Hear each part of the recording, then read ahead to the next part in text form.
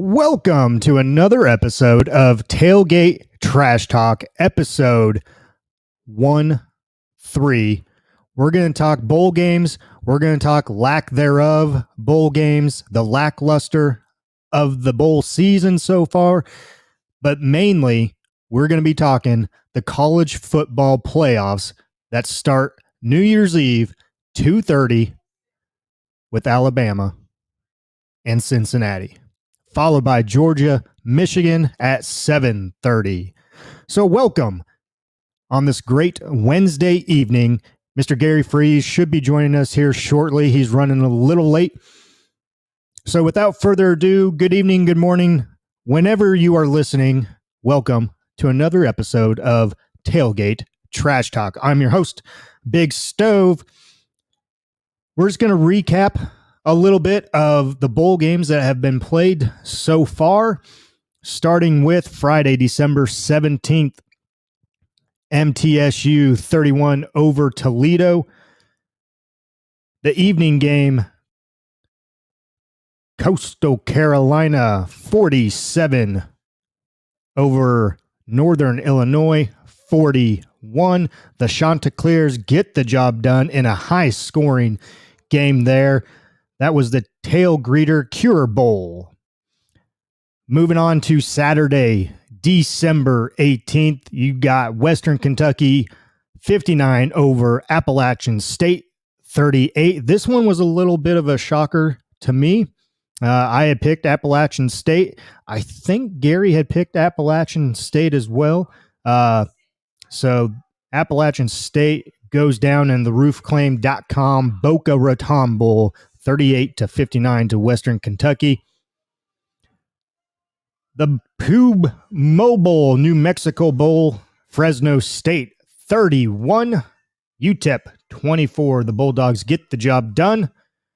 Both Gary and I called that one as well. Moving on, UAB over BYU in the Radiance Technologies Independence Bowl, 31-28. Gary went with the Cougars here. I went with the Dragons of UAB. Next, you had Eastern Michigan and Liberty in the Lending Tree Bowl. Liberty getting the job done, 56-20. Both Gary and I had Liberty on that one. Then in the Jimmy Kimmel LA Bowl, you had Utah State 24 over Oregon State 13. A little bit of a shocker there. I think both Gary and I had Oregon State on that one.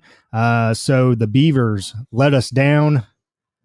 Then in the last game of the night on Saturday, in the R&L Carriers New Orleans Bowl, you had Louisiana 36 over the Thundering Herd of Marshall 21. Then moving on to Monday, December 20th. Oh, hold on. We got Gary Freeze calling in here. Just a second here, folks.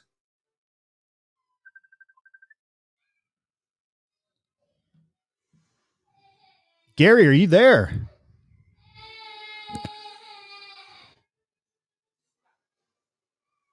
Just a second here. Let's see if we got some Bluetooth going on where we can get Gary.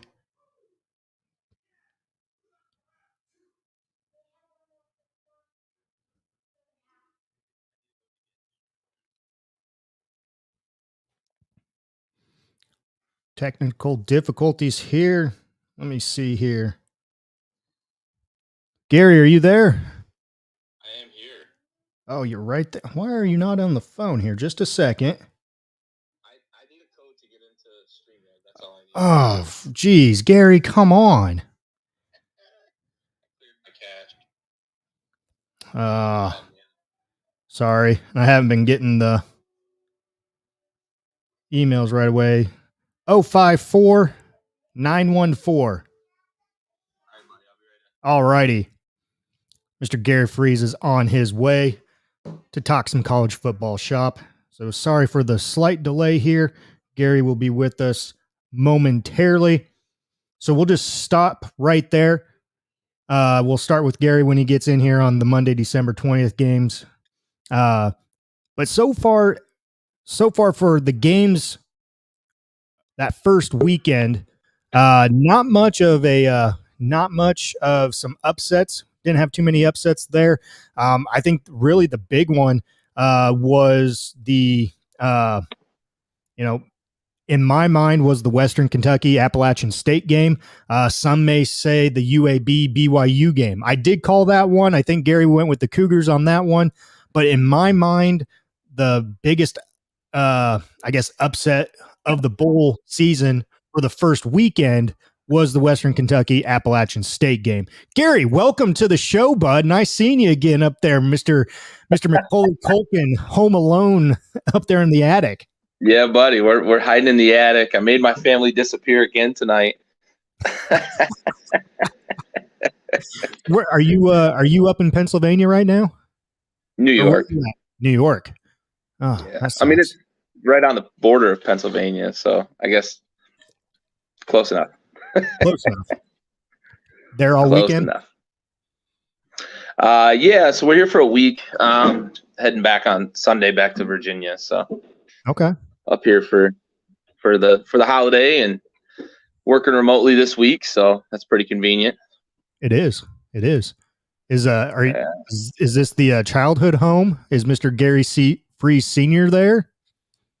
Yeah, he's right up the road. I'm at my brother's house right now, but yeah, caught up with my dad, and we'll get together again later this week. And yeah, nice, good deal. Home with the fam. Good deal. Both my family and my wife's family up here too. So works out for both of you guys then. Yeah, buddy. Absolutely. Good. Well, did you have a Merry Christmas? I did. How was yours? It was good. Can't complain. Good. Kids had a good time. Wife had a good time. So all is well there. So yeah. Fantastic. Absolutely. Good food as well. So excellent. I heard you talking upsets. I'm with you. UAB, you called it though, but it is the biggest upset so far. UCF over Florida. Florida's kind of floundering, waiting on that new head coach and regime change. Yeah. So I think I'm with you. UAB over BYU is the biggest one we've seen, other than the fact that, maybe the biggest upset of bowl season is how many have been canceled. Well, I was going to get there, and I was hoping that you would join for that conversation. I'm here. So since the cat's out of the bag and we brought it up, let's talk the amount of bowl games that have been canceled. What are your thoughts? My thoughts. I'll tell my thoughts, but what are your initial thoughts over everything? Yeah, I mean, as a fan, it's disappointing, right? Like I want all the games. It's bowl season, and I want these kids to be playing. All these kids that have worked hard, and many of these schools don't have national championship aspirations. So bowl season is really, it for them in terms of what their goals are for the end of the season. These seniors, especially, don't get to play. Some of these schools haven't been in bowls in quite a while. So that all that considered, it sucks, right? Deep down, it sucks. I think, without getting into too much of a debate, I think eventually we're going to get back to normal, and we're going to look back on this and be like, man, that really sucked. But, it's something we're going to be able to move on from eventually. I think this whole COVID thing has everybody trying to figure it out on the fly. And I think that in a lot of ways, a lot of sports organizations have done well. In a lot of ways, they've not done well. And I think the ones that really, for me, carry a negative tone when it comes to these bowl games is the ones that wait till the day before or the day of to say, we're dealing with a bunch of COVID and we're not going to be able to make it, right? Those are the ones, like early on, it was, Rutgers got into a bowl because I forget the team that pulled out, but they pulled out early, right? And they were able to find a replacement for that bowl. They had over a week to prepare. Right. So that situation, to me, it feels like that's easier to swallow in terms of, how things are shaking out. Those players on the teams that had to pull out don't get to play, but Rutgers got to play, and they weren't expecting to play in a bowl game. And like I said, I think I think we're doing what we can to try to figure this out on the fly, and not everybody agrees about everything with this, and that's just kind of the nature of what this is. Some people know more than others in terms of what they've experienced from it, and these schools, I think, are under a lot of pressure from their administrations. I think the NCAA is under a lot of pressure from the board to hold these games as much as possible, because obviously we talk about all the time about money, right? Yeah. So I think there's a lot of conflicting powers and conflicting, decision makers that are pulling in different directions. And unfortunately, this is what we end up with, where teams, I think in earnest, these teams wanted to play until it was no longer feasible. And those are the ones that have pulled out last minute. It sucks, right? Make a decision earlier. There's a lot of money involved. These bowl games pay a lot of money, especially to these smaller schools. It makes a difference. So sure. It sucks, right? I say all that to say, like, on one hand, I understand some of the things that these schools and administrations and the board is going through, but on the other hand, it sucks, right? Like, we're losing games that this time of year is awesome for college football, and we're losing some games, and some of them were pretty good matchups that I thought were going to be good games, and we lost them. So it sucks from that angle. Yeah. So, we've been texting back and forth about it, and it's like you wake up each day hoping that you don't see another cancellation of a bowl game. Yep. And I mean, sucks is probably the best word for it. It really does, because you probably had one of the best college football years in, I'd say, probably 15 to 20 years, with all the upsets, so many teams, coming in and out of the top 10, the top 15, the top 25 week in and week out. You really only had a true number one in Georgia the whole season, and up until the SEC championship. And then they got knocked off. Okay. But that was really they were truly the number one team all season up until that point. There was no question about it. 2 through 25. 2 through like 35. I mean, you never know. I mean, on any given week, you didn't know who was going to win, who was going to lose. And right. That was the fun part throughout the whole season with you and me, and going through the games and predictions and everything. I mean, if I was a bet man, I wouldn't have bet on a lot of the games that I was calling upsets with, but when we're talking about it and we're seeing the upsets each and every week, why not go with the upsets? Why not? Yeah. You at least had probably anywhere between 3 and 5 upsets every single week throughout the whole season. And then you get to the bowl games and you're like, awesome, let's go, And so far the bowl games have been a letdown, I can't really, off the top of my head right now, I probably can't say which bowl game has been the best one to watch. It probably was that UAB BYU game so far. Last night's Mississippi State Texas Tech game, Mike Leach going back to play against his former team, and they get blown out. That was a big upset, but I don't know, man. It's, to me, we've talked about it on several occasions on the Backyard Blitz with the NFL and all the COVID protocols and the rules and regulations that they've implemented at the beginning of the season, that they're restructuring right now with the rise of the cases and everything else. They're seeing their star players not play games. At the beginning of the season, if you weren't able to play, if you could not, put a team on the field, to cancel games and forfeit games. They haven't done that. They haven't done that yet. Okay. Then you have Mr. Kenny All-American Pickett, do a little oopty-doop.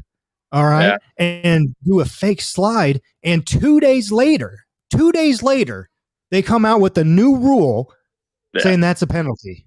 Yeah. But for the life of me, I can't figure out why in bowl games where if I'm a head coach, okay, and I'm teetering on let's put Mark Stoops in this category, okay? With his new contract, a 7-win season gets him another year added to that contract. Okay? Yeah. Say he's 6-6 right now. Yeah. Okay? And he's going to a bowl game. That bowl game, if he gets that W, he gets another year added to his contract. Yeah. The other team can't play. Right. So it's a no contest. I get, a lot of teams don't want to win off a forfeit. I get that. Okay. But the CFP committee just less than 2 weeks ago put in place that if that team is unable to perform, then they will forfeit and the other team will move on. And if both teams can't perform in the national championship, then there will be no national champion. They did give a date to where this is the farthest that we would extend this to, but it's 4 days. Yeah. Okay. They did say we won't play it if we can't, but we can move it back a week or two. Yeah. They're not giving up that revenue. There's no way. Yeah. So it's like, man, it's like you can make a complete rule change on a penalty in a matter of 2 days. Then you can go and make a whole playoff rule change in a matter of a couple days as well. But yet you can't make a rule change on, hey, okay, we're seeing teams now start to have rises of COVID cases, whatever, or, who knows even if they're true or not, blah, blah, blah, blah, this and that. Like you said, we won't get into that debate on here. But why not put into place like, hey, these teams right here, you guys are on the cusp of potentially playing in a bowl game if one of these teams goes down, just like Rutgers. And, I saw today that the Holiday Bowl, everyone was saying it was canceled yesterday. Well, the Holiday Bowl representatives came out this morning and said it's not canceled. UCLA can't play. We're trying to find an opponent for NC State. They couldn't find an opponent today, which, this late in the game. Yeah, you're probably not. Yeah. I'd say on campus. I'd say throw Nebraska out there, a 3-7 team or whatnot. You'll get the best damn game you'll get, as many close games that they lost this year. But it's just one of those things where I think, and you're right, they're getting pulled. The NCAA, the school officials, the administrators, the presidents, the ADs, like all these people are getting pulled in so many directions that I think they have kind of lost sight of some of the things.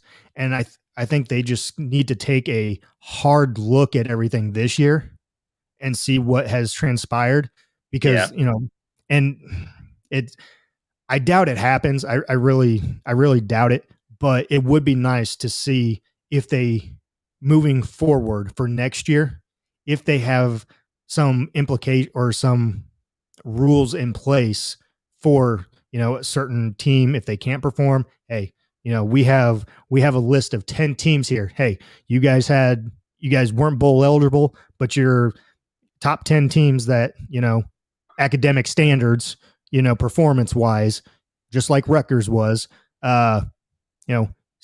keep on practicing, blah, blah, blah,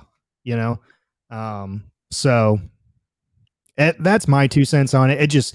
It sucks. We're looking forward to some of these bowl games and then all of a sudden, it's canceled. And, and we feel bad.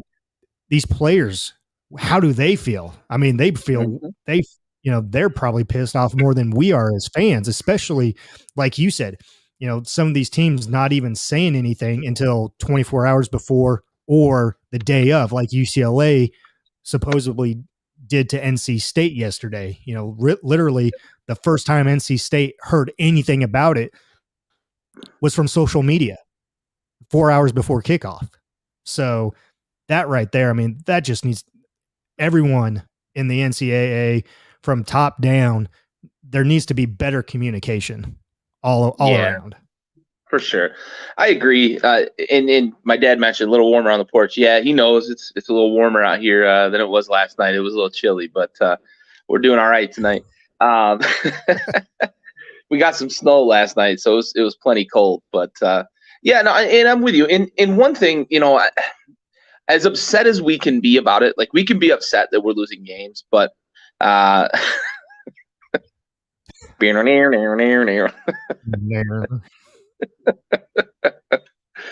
but we have to remember too, like these are public institutions, right? And it's not as easy.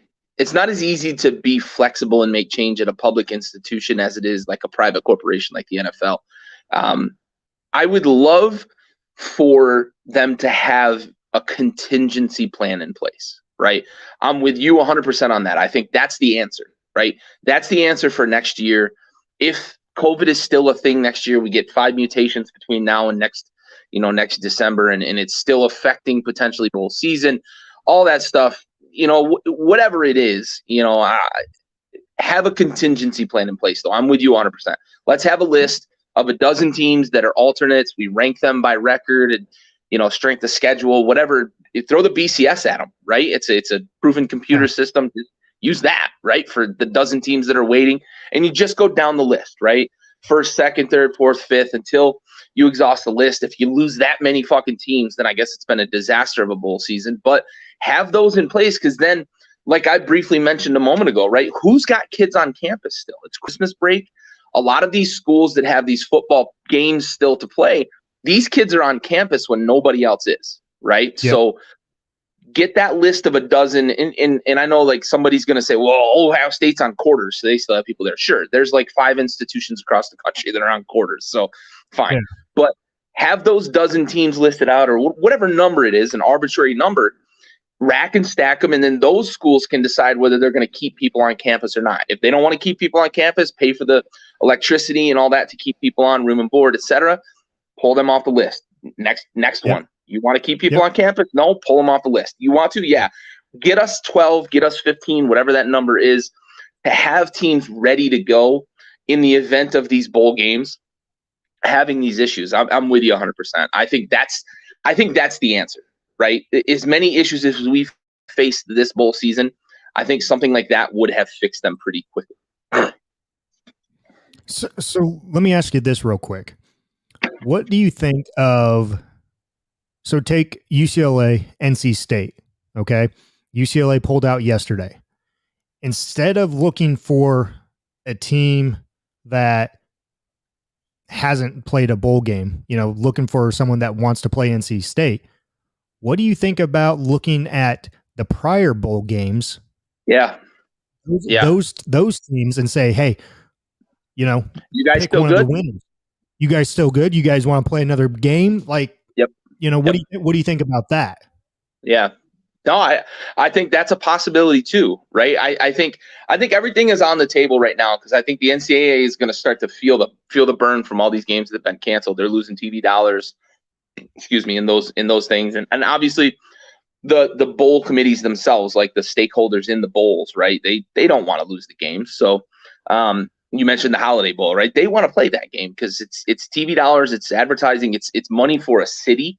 It's money. There's a lot of money that changes hands with these bowl games. Even these menial little, the Tax Act Camellia Bowl, right? Like even those bowl games, there's a lot of money that exchanges hands, and they want to keep that money. So I think the NCAA is going to start to feel a bit of this burn from this bowl season, and the TV networks, the bowl committees, the cities that host these bowls, the venues that host these bowls are going to say, listen, you better have a better plan for next year.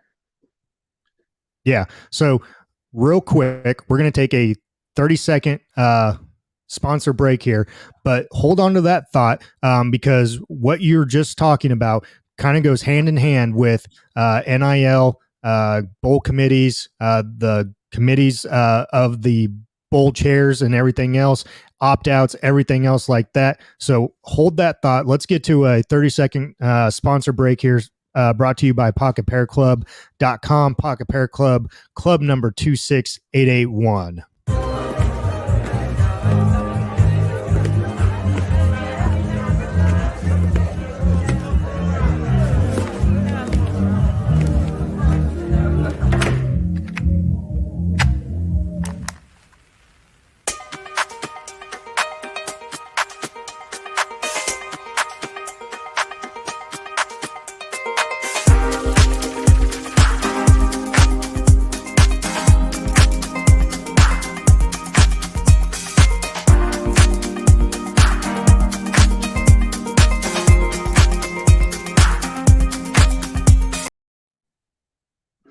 That's a good All right, beat. we're back, and that was our sponsor to pocketpairclub.com. Pocket Pair Club, club number 26881.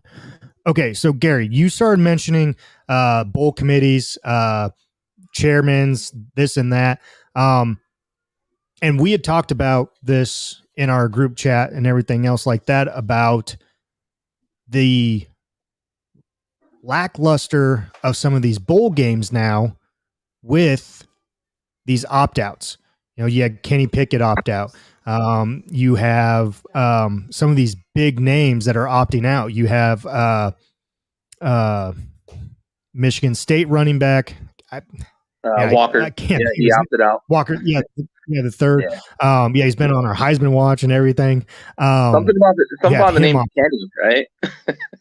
Right. Everybody knew Kenny's opting out. Yeah. You have. Are you okay? Jeez. Uh-oh. Little microwave? Yeah. Little microwave. Almost dropping the dog. The dog. Yeah. But anyway, you have Ohio State coming up and playing. They're not playing for a national championship or a playoff game or anything like that now. You have some big names opting out of that to prepare for the NFL. Getting ready for the game. Olave's a big one. Yep.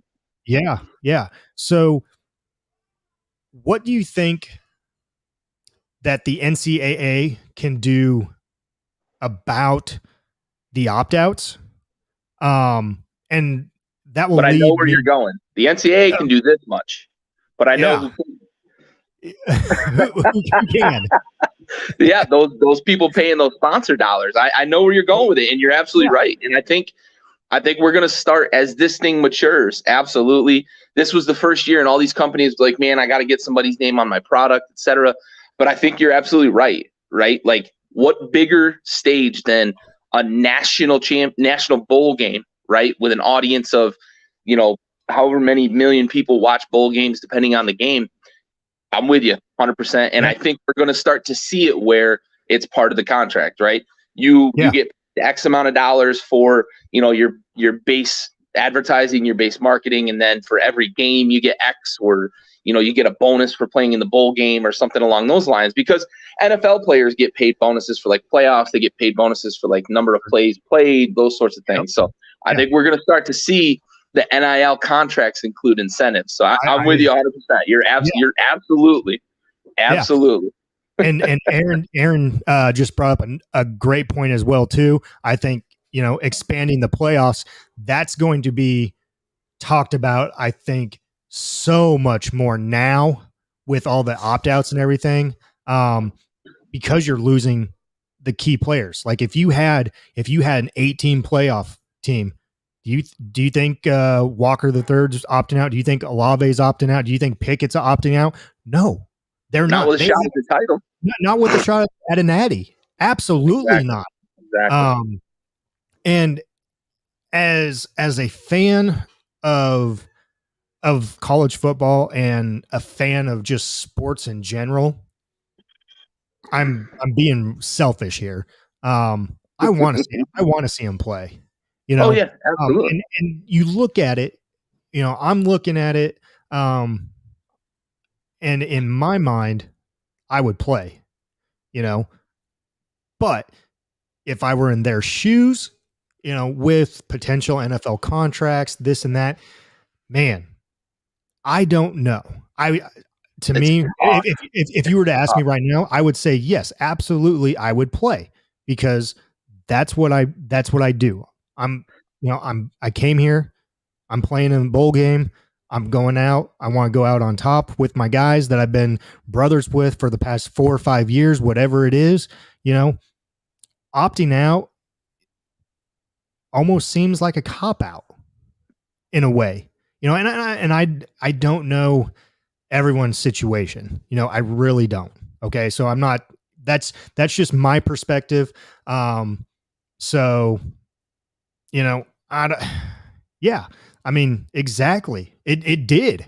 It did. I mean, that UTSA game in Nevada, like, man, I mean, and how much will it affect some of these games that are coming up where they have multiple players opting out? Yeah. Yeah. No, you're right. And, I'm with you, right? Like, I think my decision on the surface would be, I'm going to play. I'm going to finish the season. I'm going to go play with my guys. And we've fought for 3-4 years, however many years, at junior versus senior, et cetera. But nobody's dangling a first round pick in front of me right now, right? Like, I'm not potentially a first round pick in the NFL. So it's easy for me to just sit here and say I would play. I'm with you though with the NIL thing.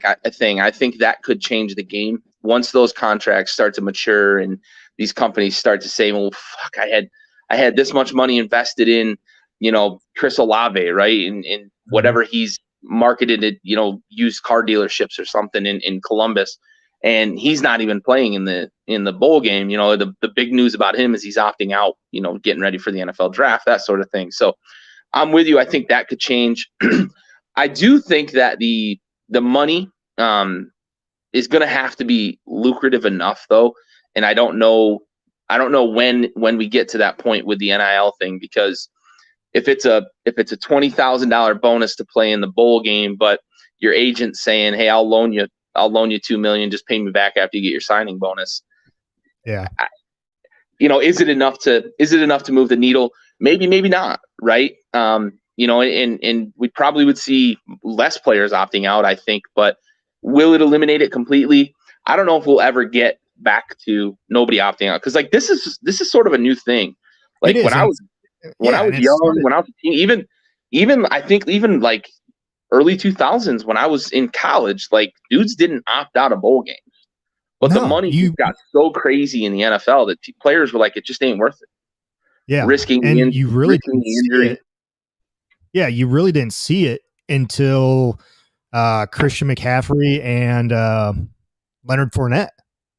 Yeah, those two guys kind of really pioneered the opt-outs. Yeah, there were sporadic like onesie twosies before that, but it was so far and few between. I think McCaffrey really, when he came out and did it, because they were playing in a New Year's Six bowl, maybe not a New Year's bowl, but they were playing in a big bowl. And when he did it, I think people started to say, well, maybe this is a thing, right? And then of course Fournette, and if you don't have a chance at the national championship, when McCaffrey came out and flat out just said, right, if we were playing for the national championship, I'd be playing, but we're not, so I'm not. I think that really changed everybody's impression of what the opt-out is. Yeah. Well, that's a good point, Aaron. Willis McGahee, actually, if you remember him, just like a week before that BCS championship game where they played Miami, or where Miami played Ohio State. When he got hurt, he cashed in on, I think it was like $3 million or something like that. He had a pretty big injury insurance, and a lot of guys do it. I just don't know, like for guys that aren't playing in big bowls, is it worth it? That would be their calculus, right? They'd have to figure that out. But that is a good point. Some guys do that stuff, right? They take out injury insurance, and Willis McGahee, he's the only one I remember cashing in that big, because he went from like a lock top 10 pick to like, what'd he go, second, third round to the Bills? Yeah. So he cashed in really good on that injury insurance. Other people have had the policies and not cashed in on them, but had them just in case. I think Maurice Claret was another guy that had injury insurance but didn't cash in because he didn't get hurt but had a big policy. So that is a thing. I don't know I don't know what the premiums are on like injury insurance. I don't know what the ROI is on something like that. But if it was something that like the sponsor or maybe the NCAA had some sort of insurance pool that could kind of offset it, they might be able to get players to stick around more. Maybe if you go on like a broader scale like that, like a quote unquote enterprise wide like insurance policy for players. Yeah, Aaron, you're right. That's a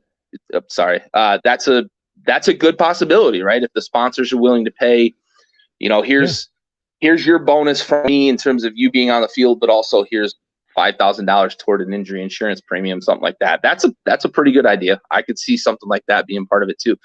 Like I said, as this thing matures, we're going to start seeing more and more. This is the first year of NIL, and they really would they approve it like the week of the fucking first games of the season, right? Week or two before, it was crazy. They didn't have time really, and companies were just buying guys up as quickly as possible, and dudes were just signing contracts. Like the backup to the backup quarterback at Alabama has like a fucking huge NIL deal. It just got weird, and this thing really does need to mature, and eventually they'll get to a point where this thing feels a lot more like the NFL players are just getting sponsorships. Yeah, it's almost going to be like a G League to the NBA. That's really what I think we're going to be seeing. The NCAA is basically going to go away, and you're going to have some sort of commissioner over all these college sports that will make decisions and everything else like that, just like you do in the pro sports. So one thing that we haven't talked about that you and I have talked about in our messaging that we think has played a factor in some of these games, some of the opt-outs is the college coaches, the college coaching carousel, this and that. Like it's was it Emory Jones, the Florida quarterback? Yeah. He went ahead and said, "I'm transferring, but no, I'm going to play in the bowl game." Like, no, you're either in or you're out.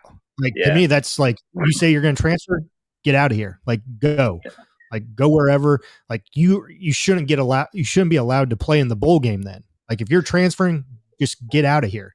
I think a lot of the coaching carousel and the early signing periods, the early firings of coaches, the early hiring of coaches, like it almost needs to be like the NFL on this where, okay, you can fire a coach early on, but you're not allowed to talk to certain coaches until their season's done. You know what I mean? Like, and yeah, someone may get scooped up that you had your eye on or whatnot, but that's just a gamble that you're going to have to take. I'm not a fan of all these coaches jumping ship before bowl games and everything else. I'm not a fan of it. I don't like the early signing periods. I don't like the transfer thing before the bowl games and everything else like that. Do that stuff after the entire football season is finished. And if that's January 10th and then starting January 11th at midnight, that's when it starts. Fine, so be it. But they need to take a look at this part of the game as well, because it really is having, to me, I think it's having a negative impact on the bowl games themselves, but to some of these universities as well too. Yeah, I think it's going to be really, really hard though to put the toothpaste back into the tube on it too. I'm 100% in your corner. It's a mistake the way they've gone to pushing everything to the left. Like everything is early now. This early commit.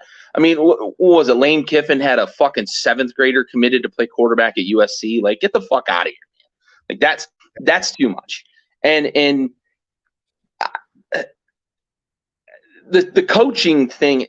It's a nightmare to me, but it's something that has cascaded from everything else. The early signing period, the early recruiting period, the transfer portal, and then it just kept going down the line, and then coaches are able to move because now the transfer portal is wide open and kids can leave if they want. There's no real restriction on when coaches can be hired and fired. it's just gotten silly. And like even in the NFL, they've opened up now, like the last 2 weeks of the regular season. Last 2 weeks, You can yeah. talk to guys, and whether or not it's going to start leaking that guys have agreed in principle or whatever, which it probably will. You know, I don't know that I agree with that. Right, I'm with you. Like it should be until that coach's season's over, but I don't know how they put the toothpaste back into the tube on this. They've opened it up way too far, and whatever they've got to do it. I agree that it sucks, right? This whole thing sucks with the mid-season coaching carousel. I just don't know how they put the toothpaste back in the tube on this. Yeah, and I agree with you, and I don't, finding programs. They need to. Whatever they've got to do it. Yeah, but finding programs, I really don't. I think that's just going to be a laugh, just a laugh in the face, because I mean, you see the NCAA finding football programs for storming the field after an upset or whatnot. And it's the most I've seen. Tommy Oil Baron just pays the fine. Yeah. But you see how much money is involved in these things when you see the new contracts, but then you see some of the contracts that didn't happen that you're like, holy shit! Like, do you realize like how much money was just going to be paid out here? Like and I'm going to Jimbo. That's exactly where I was going. He still had like 5-6 years left on his contract with A&M, and the buyout on that was astronomical. And then they were going to pay him fucking $200 million. $13 million a year. Oh shit! Just to go. So you're paying your buyout, and then you're paying it. Like, holy shit! Like that just blows my like. Money in Baton Rouge must be real good. Yeah. Ryan's trying to get that control completely. If there's a poll done that asks why a player chose a school, A, because of the school, or B, because of the coach, what do you think the answer is? I'm going with probably option B, because of the coach. And I'll tell a little backstory here on why I would do it. I didn't make the decision, but I actually had Tommy Frazier and a former defensive player for Nebraska. They just became coaches at a small NAIA school in Nebraska back in 2005, 2006, called Doane College. I got recruited by them to play linebacker. I was good at football, but I love baseball, and I ultimately went and played JUCO baseball. But if I were to choose football, it was because of Tommy Frazier and the defensive coach that was a former Nebraska player as well. Because obviously, growing up in Nebraska, Tommy Frazier is a well-known name. It's a staple name in the state of Nebraska. Touchdown Tommy. I mean, so. Yep. For me, it would have probably been coach. Yeah, no, I'm with you. And I did make the decision based on a coach. I had an opportunity to go to Mansfield University. Anybody from the Northeast knows they're a pretty good baseball school, Division II level. They're not Division I, obviously, but pretty good baseball school. And coming out of high school, I had talked to Coach Hilson a bit and got academic money to go there.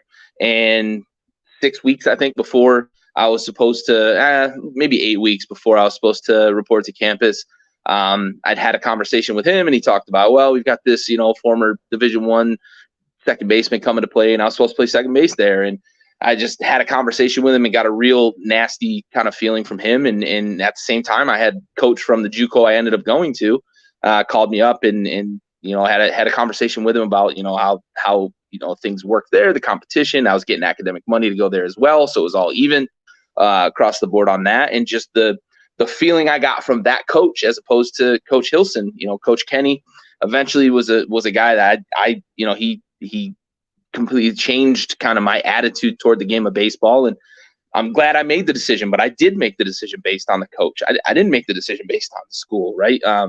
And I know that we've seen guys like that quarterback. forget his damn name, but he's following Link out to USC, right? So there's a guy right there that is another national example of somebody who's following a coach, not necessarily picking the school. So Ryan's, I think that was a leading question, right? I think Ryan was implying that option B is what he would say. And correct me if I'm wrong, Ryan, but I think that the coach is where, right. So there he goes, right? The point he's making there. I did it again to you, fuck. But he's absolutely right. If a coach gets fired, if a coach leaves the school, we just saw it happen. One player did it to Oklahoma, now he's going to USC. So, the transfer thing changed. You used to not be able to leave even if your coach left. And then they said, if your coach leaves, you can transfer to another school. Now, essentially, the transfer portal is just fucking wide open. Yeah. So, yeah. It's and Ryan hit the nail on the head. It's definitely out of control. It's going to forever be an issue as long as the NCAA allows it. But I don't even know if this is Ryan or if it's Amy tonight. Like they switch on us, they throw us the curveball every once in a while. Yeah. So, but appreciate you guys joining us again. So yeah, I don't know. It's a lot of issues, and a few of the issues they have had going on for a few years now.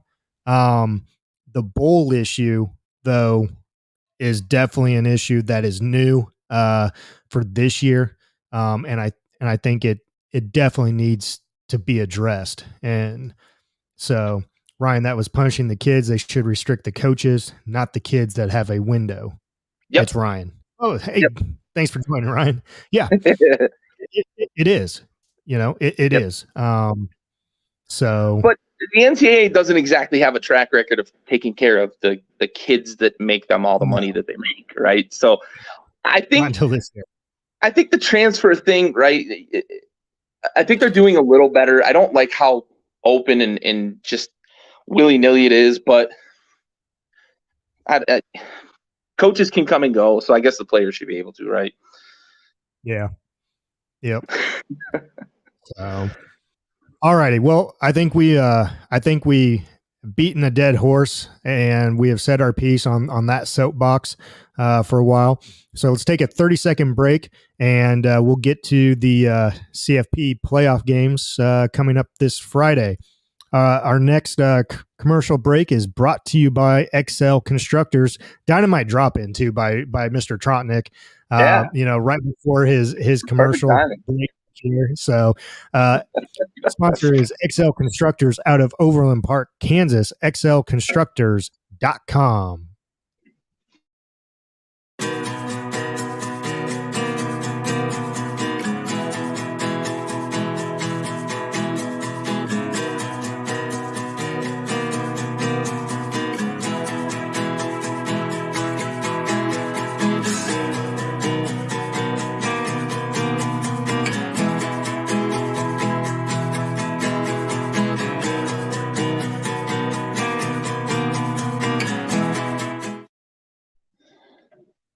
All right, we're back, and that little 30-second break was brought to you by XL Constructors out of Overland Park, Kansas. For all your construction needs, contact Mr. Ryan Trotnick with XL Constructors. Thank you, Mr. Ryan Trotnick, and yes, I do know how you do it, bud, so appreciate it. Thanks for the sponsorship. Thanks for tuning in week and week out, whether it's you or your wife, Amy. We appreciate it, along with everyone else that joins us each and every week. Aaron, Corey, John, you guys, Little Microwave, Gary Free Sr., we definitely appreciate it. So moving on, we have some big games coming up New Year's Eve. You don't say. I do say. I do.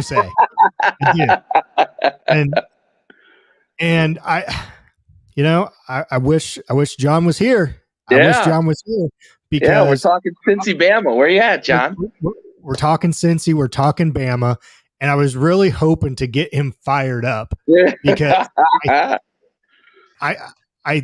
I think I may be leaning towards a little upset here. Oh, what? A little Bearcat action. Ooh, that's spicy, and I like it. Yeah, buddy. I don't know what it is. I really don't know what it is, but it might be Luke Fickell. I don't know. I don't think it's Ritter, even though, he brings the BDE, Yeah, but I don't know what it is about him. But just this last week, and it may have been when a couple of the Alabama coaches had to quarantine because they tested positive for COVID. And it was Bill O'Brien, their offensive coordinator. I can't remember who the other coach was. I was a former NFL coach too. The defensive coordinator is a former NFL coach, and I can't remember who it is. Yep. I can't either right now. Doug Marrone. Yes. Yep. But once that happened, I was like, ooh. Starting to feel the Bearcat juices, huh? Since he's starting to warm up a little bit, Okay. And so I haven't completely decided yet. Here I am waffling. Okay. I am waffling on this. You've got 2 days to get those waffles off the iron. I do. Now, if I were a betting man, I would probably pick Bama. Okay. But I don't know, man. You know what? Let's just get off the waffle train, okay? And I will just hammer it. I'll just hammer it down right now. And I'm gonna go Cincinnati Bearcats. I love that. I love that pick. I love that energy, man. You are the upset king, right? You've called several. Hi, buddy.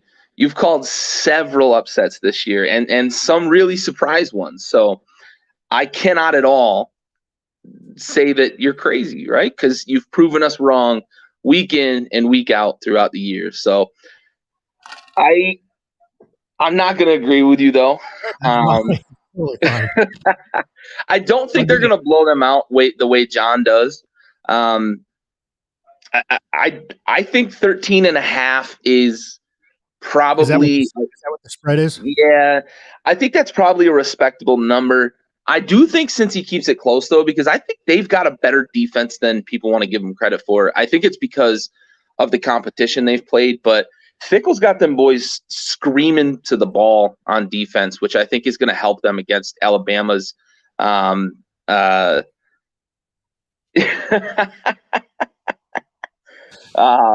I think that they're going to keep it close. I think we're going to have an entertaining game. I think Cincy might even have the ball late with a chance to possibly tie. Give me Bama by a touchdown. I don't think they're going to. I'm going to take the points with Cincy, but I'm picking Bama to win. Okay. All right. Man, it kind of goes against everything that we were saying. I know. Like the last 2 weeks before. I think I think I'm with you. I've started to warm up a bit on what Cincinnati can do on that side of the ball. And I think like almost a month of practice and everything and game planning. Because I really don't think Bill O'Brien is very creative. Yeah. Now we did see him do some things against Georgia, which he needed to do. They needed to do something because they looked terrible against Auburn. But yeah, I don't know. I'm going Bearcats. I like your pick though too. I mean, you can't go wrong. You can't go wrong with the Tide, who's proven itself year in, year out. Yeah. And a non-Power 5 school getting into the playoffs for the first time, really haven't played that great of a schedule aside from Notre Dame. They did play Indiana away. It's hard for these schools to schedule big schools, though. That's the disappointing part. Is like it's like remember when you were an entry level guy and you were applying to jobs and they were like, we really like you, but you don't have any experience. Well, I fucking need you to hire me so I can get experience, right? So like they're telling teams like Cincinnati, like, you don't play anybody good, but nobody will schedule us because they don't want to lose, right? Like, so I would like to see an upset, right? I do think that I would like to see an upset. I just don't see it happening against Bama. I think they've got too much talent, too well coached at the head coach level, especially. But I do think since he keeps it close, and I think it's going to be an entertaining game. Yeah, for sure. Did you? Oh, there we go. Yeah, we've talked about that a little bit, Ryan. But you're exactly right, and Yeah. I do hope it's a close game. I do hope that late in the game, since he's got a chance to make it, a tight game, maybe even have a chance to take a lead or something like that. And if they get the upset, man, like that's the biggest feather in the cap of the non-Power 5, right? Like if they can get this upset and get to the final and knock off the juggernaut that is Alabama. But even just to keep it close, if they get blown out, I think it's going to be even harder now for a non-Power 5 school to get in. Yeah, which I don't want to. Yeah, as a football fan, you don't. Yeah. Clementina Dunzo, Vrar Tech. No, they did not bring the Vrar today at all against Maryland. They got destroyed by Maryland. That was not even a game today. No, not even close. They got smacked down a little bit. Just a little bit. Just a little bit. Okay, so you're going Bama. I'm going Cincy. That game's at 2:30 on Friday. Moving on to the nightcap game. This one I think will probably be a little bit closer, maybe. In terms of the spread, I think the spread is 6.5. It's 7. It's 7.5 now. Yeah, 7.5. Georgia. And I said it 2 weeks ago. When picking teams and bowls and everything, can't go against the Big Ten, just since Nebraska's in the Big Ten. I'm not going to waffle away from this one. I will pick Harbaugh and Michigan. And you know what? I actually think that they can get it done. I really do. I think they are riding a great season so far, coming off key wins of obviously Ohio State, and then just destroying Iowa in the Big Ten championship. Yep. So 2 big wins down the stretch there, and I don't think they're done. I really don't. I think they got healthy in these past 3 weeks in preparation. I think Harbaugh will have them ready to play. Georgia, on the other hand, they've had one hell of a season as well defensively. Probably one of the best defenses that I've seen in a long time. But they're riding that loss off of Alabama. We talked about it in the last episode, how much were they actually putting into playing that game, even though it was for an SEC championship, but knowing going into it that if they lost, they would still be in the playoffs. So I think that mentality, if you go into that SEC championship game with that mentality, it's going to carry over a little bit. Even though you say it's not, I think it's still hard to flip that switch. It is. And so for me, that's why I'm not picking Georgia in this one. I'm going Alabama, or I'm sorry, I'm going Michigan on this one. Thanks, Trotnick. You're in agreement with me. I've always had my thinking cap on. You'll thank me later when Cincy beats Bama on Friday, and I win millions of dollars. So, but yeah, I got Michigan on this one, and I think it's probably going to be 10-13 spread, Michigan. Yeah. Well, let's go ahead and make it 3 for 3. I'm on the Wolverines on this for a lot of the same reasons you mentioned, right? I think that Georgia is and was in the SEC title game. I think they were looking past Bama to the playoff and playing Bama in the playoff. I think they're going to have a lot of the same thing happen here in this game. They're looking past Michigan, looking ahead to playing Bama in the final and getting that quote unquote revenge. But I also like what Michigan's been doing over the last 6 weeks of the season, especially after that loss they took. I think they really righted the ship. Losing that game in the fashion they lost it, it felt like it was same old Michigan under Harbaugh, but they turned it around. They fueled their fire with it, or whatever they did with it, and fixed all the issues they had in that game. They blew a big lead, and that's what we've seen them do in the past. They didn't do that down the stretch against Ohio State, especially. That's the monster they had to slay, the big dragon they had to slay, and they did it in a big way. And then big too, carried that momentum into just smashing Iowa over the head.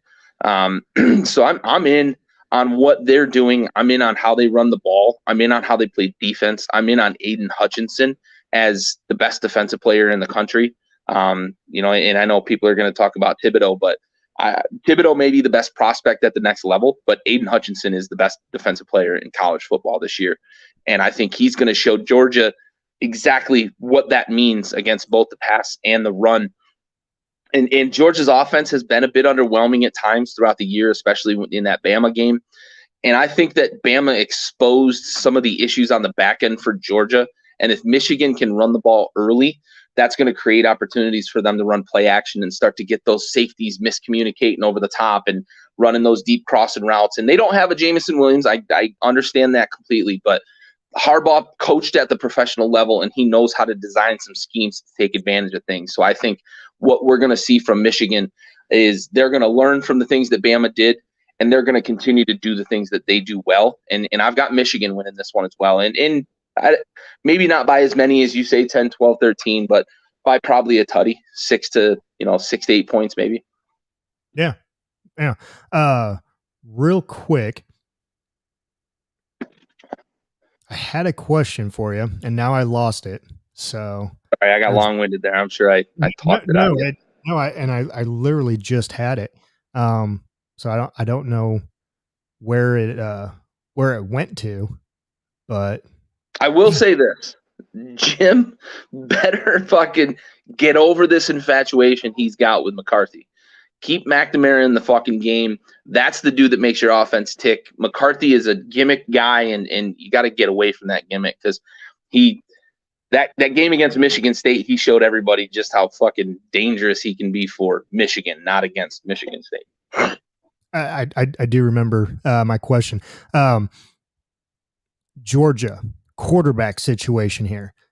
Isn't one of them in COVID protocol right now? And so they don't really know who is going to be starting at quarterback. And if you don't know who's starting at quarterback, who would you put back there to ride the ship? I mean, I guess you gotta put the guy that's healthy, right? I forget which one's in protocol. Actually, that's a good point. I forget which one's in protocol, but I think that's a huge thing, right? Because those two quarterbacks have very differing styles. One's very much a pocket passer, pretty statuesque in the pocket, and the other one can run the ball a bit and brings an element to the game that can put some pressure on a defense. But that's another great point. Like, if you are worried about your quarterback situation, hold up. JT Daniels was in COVID, was in the protocols. He has cleared protocols. Okay, yes. I thought I'd heard somebody cleared, but I couldn't remember if it was Daniels or not. But okay, so now that you know both quarterbacks are there that are healthy, who are you going? Are you going Stetson Bennett or are you going JT Daniels? Which one you going with, Gary? I think if I'm making the decision for Georgia, I'm going with Stetson Bennett, because I think the offense looked better under him than JT Daniels for a larger part of the season. He didn't look great against Bama, I'll give you that, but I think that you stick with Stetson Bennett if I'm coaching Georgia. Yeah. No, Daniels does bring a little bit more. I think he has a little bit more of a deep ball threat. Yeah, a little more of a pure passer, but yeah. But I agree with you. I agree with you completely. I think Stetson is your guy. He's basically got you to where you are just by being who he is and not doing too much, out of his capabilities. He's not forcing a lot of things. Now, he did a little bit in the Alabama game, but you had to again, to try and come back and do something against them. But no, I'm in complete agreement with you on this one. I think you start Stetson and ride that as long as possible. Yeah, and I think you've got Daniels that you can kind of lean on if Bennett struggles early. If you get through the first quarter and the offense is stagnant, maybe you go to Daniels, right? You've got that option. But for me, I just think the offense clicked a bit more under Bennett when Bennett was starting. So I think I stick with Bennett if I'm the one making the decision. Yeah. Nope. Agreed, bud. Agreed. Okay. So we got our playoff games in. So with that being said, you brought it up today.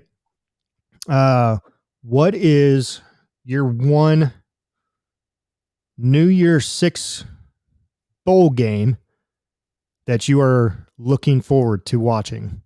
Dude, we've got a loaded fucking schedule. Aaron, I agree with you. Who doesn't love the name? Yeah, that's a great name. Great first name, man. I love when parents get a little creative with the first name, and Stetson's good. Don't get too crazy, but Stetson's good. He needs a cowboy hat, the Stetson cowboy. Yeah, you're goddamn right. And some Stetson cologne to douse on himself. Oh yeah.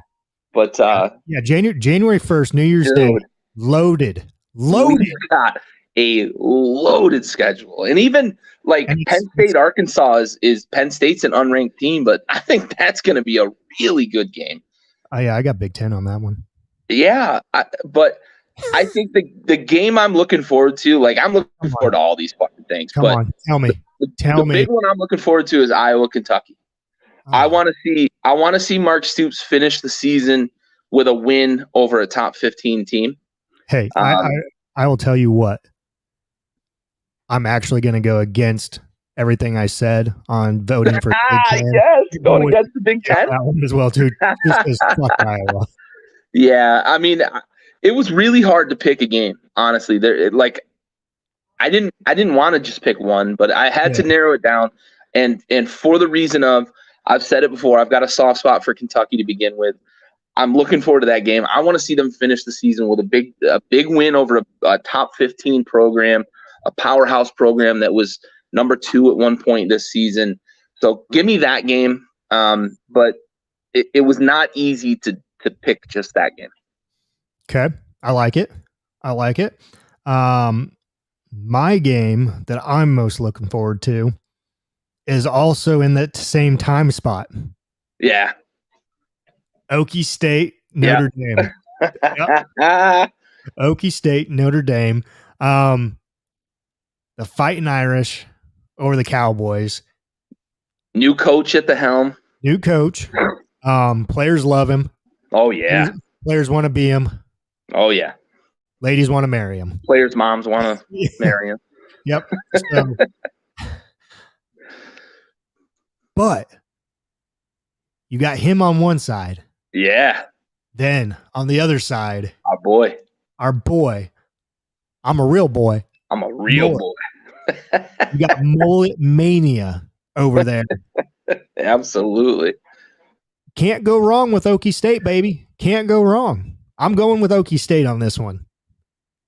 Yeah, I like that pick. I know you're going to go Notre Dame because of their defense. I get it. It's okay. Look, Okie State's defense is real, and they've got a better, I think, run game. I think they've got a multifaceted attack in the running game. So I could see Okie State winning this game. It's a coin flip. Vegas has got it, 2 points for Notre Dame, which is essentially a coin flip. I think if I'm a betting man, I'm taking the points. I think this comes down to last possession, and it's probably a 1 or 2 point game.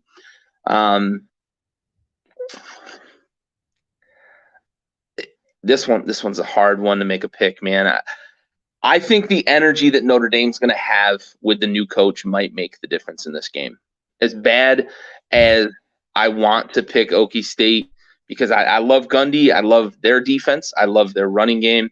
I think the energy that Notre Dame's going to have with new leadership at the helm and how much they love him, I think that's going to make the difference in this game. So I'm going to take the Irish, but it's going to be like 24-23, and it's going to be just like the Big 12 championship game was. Okie State's going to have the ball with a chance to take the lead, and I think Notre Dame's defense is going to come up big. Okay, so real quick, and this is just spitballing here. Out of these games, Penn State, Arkansas, Okie State, Notre Dame, Iowa, Kentucky, Utah, Ohio State, and then Baylor, Ole Miss, the nightcap game, which one, if any, is going to be an upset?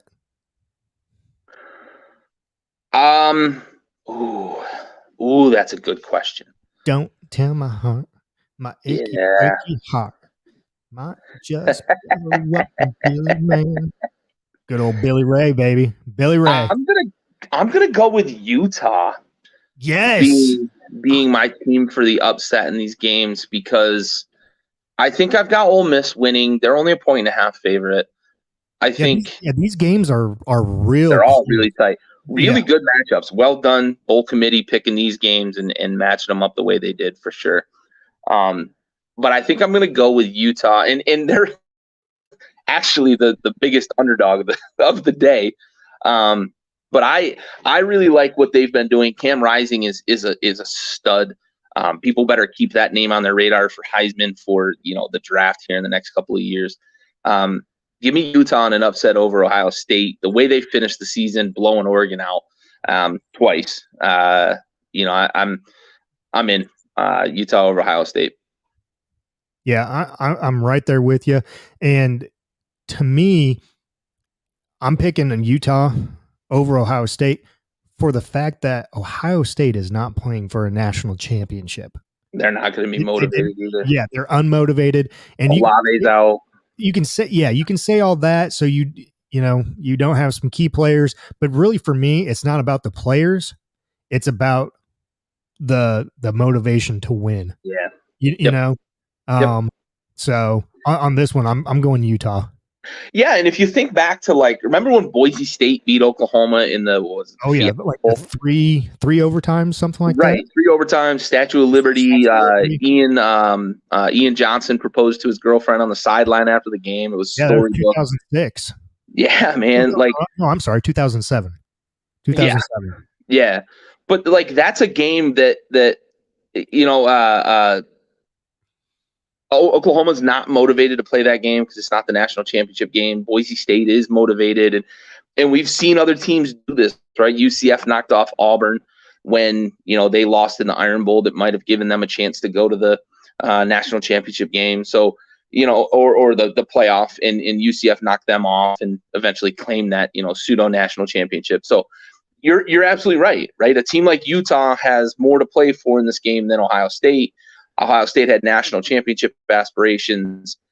With their early season losses, their season took on a different outlook, and for them, it's building into next year that they could run the table in the Pac-12 next year and really be a contender for that college playoff. And I'm with you. I think that's a perfect perfect reason for why Ohio State might just kind of lay an egg in this one. Yeah, lots of good matchups on New Year's Day. I'm looking forward to it. So good. I'm hoping the wife lets me just sit there, just veg out, and just watch football. Just hoping. I'm hoping mine will be hungover enough that she'll just let me watch football. Nice. Be an easy day. Yep. Starts early and ends late. Yep. Oh, well, good deal. Good games this week. Week. And then Friday we'll know who will be in the championship for the CFP. And we can definitely talk on that one next week. Yeah. And then recap some bowl games next week as well. Anything you'd like to add for for tonight's episode? No, I think we covered it good, man. A lot of good matchups coming up. It's been a bit of a disappointing bowl season, but I think the next 3 to 5 days is really gonna kind of change everybody's outlook on how this bowl season is played out. Saturday is going to be great. Sunday night's going to be great with the afternoon and the night game and finding out who's going to be in the title game. I think this whole bowl season has an opportunity on Friday and Saturday to do a Lloyd Christmas and totally redeem itself. Totally agree. Yeah, very much so. So, all righty. Well, again, thank you everyone that has joined us tonight, that has commented. We greatly appreciate it. We love the banter back and forth. It makes our lives easier. It makes it more enjoyable. And so from Gary and myself, we thank you. We wouldn't be here without you guys. The very few that you are so dear to us. Makes us appreciate you more. Exactly. But be safe this Friday, this New Year's Eve, and hope everyone has a great New Year's Eve and great New Year's day. And watch some. You should feel special, Ryan. I mean, you're always special to me. Yeah, like so.